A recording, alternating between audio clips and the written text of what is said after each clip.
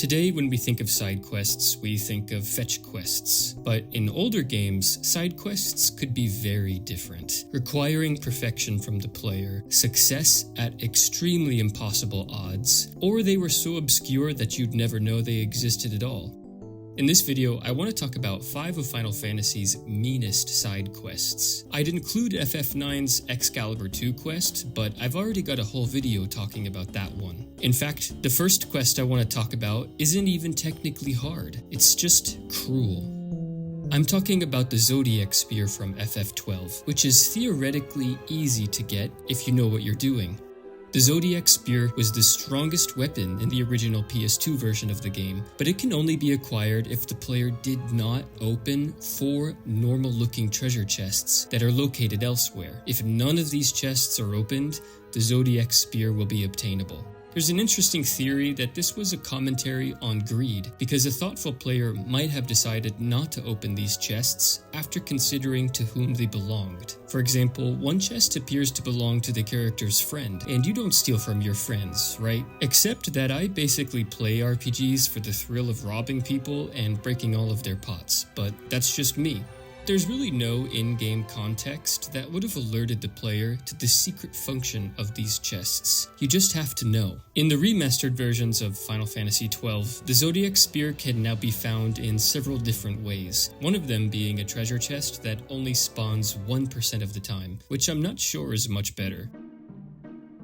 Annoying as it is, it's not really hard though. If you want a hard side quest, look no farther than the first several minutes of FF9, because if you're a completionist or a speedrunner, these 2 little demon children are about to ruin your day. The jump rope side quest is infamous for being one of the toughest minigames in the series. If you approach the 2 children as Vivi, you can try jumping rope every time an exclamation point appears over his head. The rhythm of the game increases as the player gets a higher total, along with better rewards, from 10 gil to various cards. After 300 jumps, there are no more rewards until you reach 1000, at which point you get a key item, which is basically just an achievement trophy. To complete 1000 jumps, the player must continuously press X at the correct time for 7 minutes of non-stop jumping, or around 8 minutes and 20 seconds in PAL versions. One of the designers who worked on FF9 said that if anybody on the team got too good at the jump rope minigame, they were jokingly told to get back to work. And if you're a perfect run speedrunner, you'll probably have to reset a few times. But getting a score of 1000 jumps seems more reasonable than getting a perfect chocobo racing time of 0 seconds. Yeah, you heard that right. In the FF10 Chocobo race, the player must beat the racing minigame with a time of 0 seconds in order to get the Sun Sigil, which can be used to upgrade Tidus's ultimate weapon.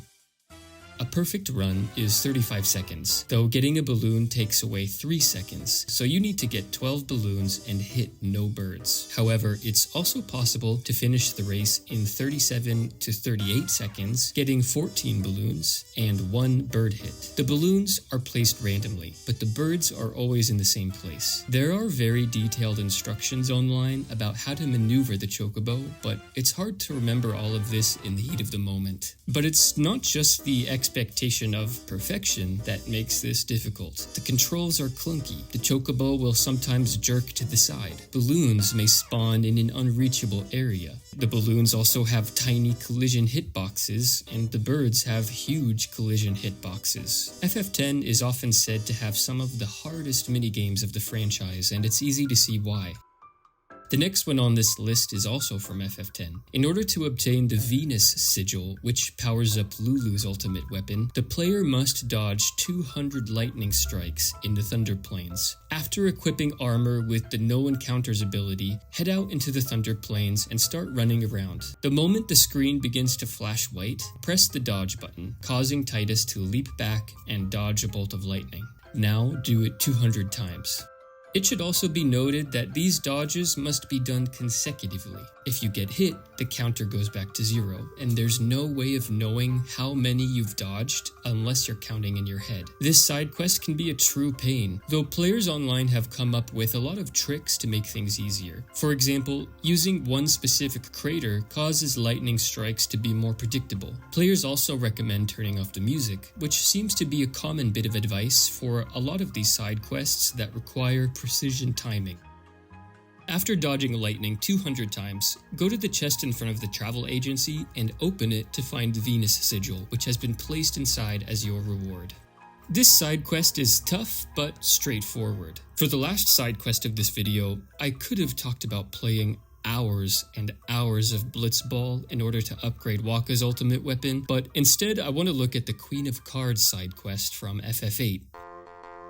To be honest, this one is so convoluted that it's difficult even to begin describing. It's a lengthy side quest requiring players to complete a number of obscure actions as we work our way through the game. FF8's card game, the Triple Triad, was always difficult for me to grasp as a kid. It seems to have more rules than FF9's card game, and it's probably because the rules changed depending on which region of FF8's world you were in. For example, in Balam, where the player starts, the rules are fairly simple, but other regions have different rules, and sometimes an opponent will ask to play a game with the rules from two regions combined, resulting in a mixed rules game. A completionist of FF8 is going to need to collect all of the game's cards, but to do so, they must take on the Queen of Cards, who controls the rules between regions and can cause certain rules to change or spread to other regions. However, her other important function for the completionist is that in order to get all of the game's cards, you must lose specific cards to her.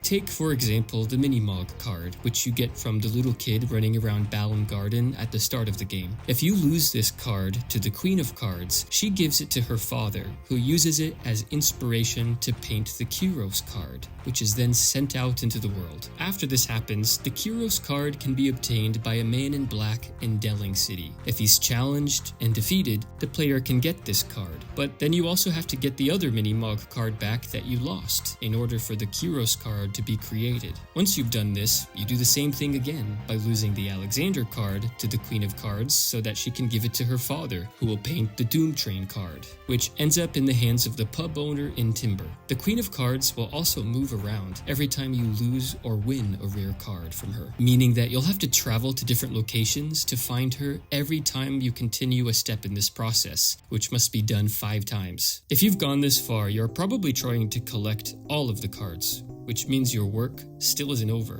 Because if you want that legendary poo-poo card, well, that may have to be the subject of a future video. Have any of my viewers tried these side quests? Which one do you think is the toughest one? Let us know in a comment below, along with any tips you might have.